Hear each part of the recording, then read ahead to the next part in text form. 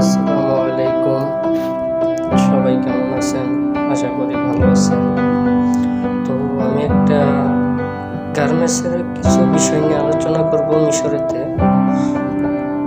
মিশরে সবাই আসার জন্য আগ্রহী যে তহিদুল ভাই মিশরে কিভাবে আসতে পারবো বা কিভাবে কত টাকা লাগবে কি আশেপাশে আমাদের জানাবেন। তো ওই ভাইজানকে আমি বলি, ভাইজান মিশরে আসতে কোনো টাকা লাগে না, মাত্র 2,50,000 টাকা লাগে আপনার এদেশে আসার পরে টাকা, বুঝছেন? আর এদেশে যারা আসে শুধু গার্মেন্টসের কাজ জানে যারা, তারা শুধু আসে, এছাড়া অন্য কোনো কাজ নাই মিশরেতে।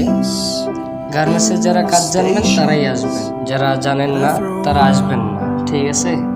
তো আসেন, এসে দেখেন যে মিশরে কি অবস্থা, আর মিশরের পরিবেশ কি। ইনশাআল্লাহ অনেক ভালো, আর বাংলাদেশিরা অনেক ভালো আছে মিশরে গার্মেন্টসেতে। তো ওরা সবাই ইনশাআল্লাহ, এই যে আজকে শুক্রবার, সবাই ঘুরতে বেরিয়েছি আমরা 3-4টা বাঙালি। তো আমি আবার করলাম একটা ভিডিও বানাই আপলোড করি। তারপরে একটা নাম ফয়সাল, ওই ভাই আমার বলতেছে যে ভাই আপনি কি ভিডিও বানাইতেছেন, কোন জায়গায় থাকতেছেন?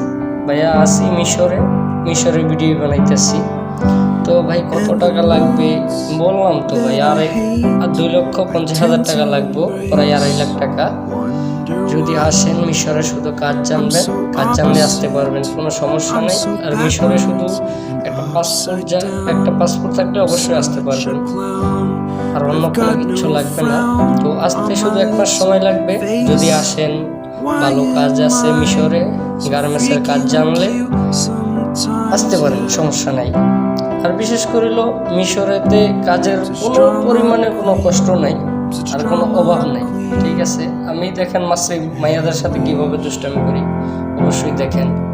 আমার গালে চুম্মা দেয়, মানে দুষ্টামি করতেছে পার্কের ভিতরে। তো মাসি মাইয়ারা বলতেছে আঙ্কেল কি করবো। পরে আমি আমার ছোটটার জিজ্ঞেস করলাম, বড়টার জিজ্ঞেস করলাম, আঙ্কেল আমি ভিডিও করতেছি। পরে আমাদের বড়টা হাত মিলে এলো যে আঙ্কেল ভালো আছেন? হ্যাঁ ভালো আছি। তো ওর বাপে আবার খুব খুশি হয়েছে যে বাঙালি। আমি হ্যাঁ আমি বাঙালি, আমার পাশে বসবো। ইনশাল্লাহ বসবো।